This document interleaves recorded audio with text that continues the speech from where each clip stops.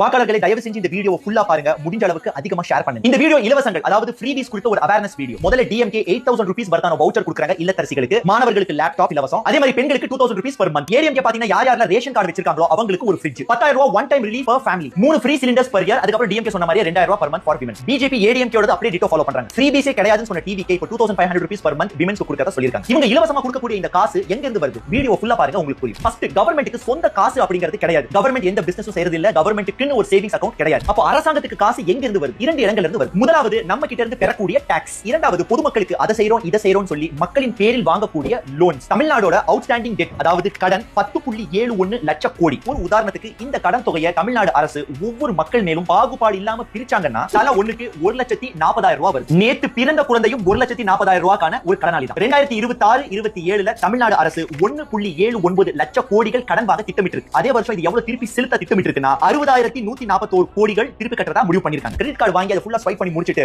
Repay பண்ணனும் அப்படி நினைக்கும்போது கையில காசு இருக்காது. அப்போ மினிமம் டியூ பே பண்ணுவாங்க. இந்த மினிமம் டியூ பே பண்ணும்போது அசல்ல இருந்து ஒரு பைசா மைனஸ் ஆகாது. மினிமம் டியூ ஏன் கட்டறாங்க அப்படினா மறுபடியும் ஃபோன் பண்ணி நம்ம கால் பண்ண கூடாது அப்படிங்கிறதுக்காக நாம கொடுக்கும் ஒரு விலை. இது நம்ம எல்லாருக்குமே தெரியும். 2023-24ல தமிழ்நாடு அரசு 53,560 கோடி இன்ட்ரெஸ்ட் மட்டும் கட்டி இருக்கு. அசல் கிடையாது. அந்த மினிமம் டியூ உதாரணம் சொன்னேன் இல்லையா, அதுதான். ஒரு விஷயத்தை நம்ம இங்க குறிப்பிட்டே ஆகணும். இந்த இன்ட்ரெஸ்ட் ரேட் ஆனது ஒரு சில ஸ்டேட்ஸோட ஆனுவல் பட்ஜெட்டை விட அதிகம். சரி, இப்போ இந்த 2000 ரூபாய் கவர்மெண்ட் கொடுக்கக்கூடிய இந்த ஃப்ரீ பீஸ், இதுக்கான காசு எங்க இருந்து வருதுங்கிறது ஒன்றன் பின் ஒன்றாக பார்க்கலாம். ஆப்ஷன் 1 டாக்ஸ் மணி, ஜிஎஸ்டி, இன்கம் டாக்ஸ், பெட்ரோல் பங்க்ல நம்ம பே பண்ற டாக்ஸ், லிக்கர் டாக்ஸ். ரெண்டாவது லோன்ஸ். இப்போ நம்ம பல்ல இலிஸ்ட் 2000 ரூபாய் வாங்குவோம், பின்னால கவர்மெண்ட் நம்ம கிட்ட இருந்தே 2400 ரூபாய் திருப்பி வாங்கும் டாக்ஸ் மூலமாக. ஏன்னா வாங்குன கடனை கவர்மெண்ட் திருப்பி கட்டணும்ல, சிந்திங்க. ஆப்ஷன் நம்பர் 3, காசை நமக்கு கொடுத்துட்டு வரக்கூடிய பெரிய வளர்ச்சிகள்ல கைய வச்சிருவாங்க. ரோட்ஸ் நல்லா இருக்காது, ஸ்கூலிங்ஸ் அப்டேட் ஆகாது, ஹாஸ்பிடல்ஸ்ல ஸ்டாஃப்ஸ் அண்ட் டாக்டர்ஸோட பற்றாக்குறை இருக்கும். நான் சொல்றது உங்களுக்கு புரியுது இல்ல? இந்த கட்சிகள் நமக்கு கொடுக்கறத ஏதோ ஒரு விதத்துல நம்ம கிட்ட வாங்கிடுவாங்க, இல்லன்னா அத்தியாவசிய வளர்ச்சியில கைய வைப்பாங்க. வச்சுதான் ஆகணும், அதுதான் யதார்த்தமும் கூட. நீங்க இந்த எல்லா பார்ட்டிஸையும் கூர்ந்து கவனிங்க. இவங்க அதிகப்படியா ஃபோக்கஸ் பண்றது ஹவுஸ் வைஃப்ஸ், அதுவும் மிடில் கிளாஸ் ஹவுஸ் வைஃப்ஸ். ஏன்னா இவங்களை கன்வின்ஸ் பண்றது ரொம்ப ஈஸி. 10 பேர் இருக்கிற ஒரு குரூப்ல 2 பேர் ஒரு விஷயத்தை திரும்ப சொல்லும்போது அந்த 10 பேர் ஈஸியா கன்வின்ஸ் ஆயிருவாங்க. அவங்க கன்வின்ஸ் ஆனா ஹோல் ஃபேமிலியும் கன்வின்ஸ் ஆகும். இதுதான் மெயின் அவங்க ஹவுஸ் வைஃப்ஸை டார்கெட் பண்றதுக்கான காரணமே. பார்ட்டிஸ்க்கு ஜால்ரா அடிக்கிறவங்களுக்கு இதெல்லாம் சாதாரணம், இதெல்லாம் ஓகே வந்து முட்டு கொடுப்பாங்க. பட் பொதுமக்கள், சாதாரண பொதுமக்கள்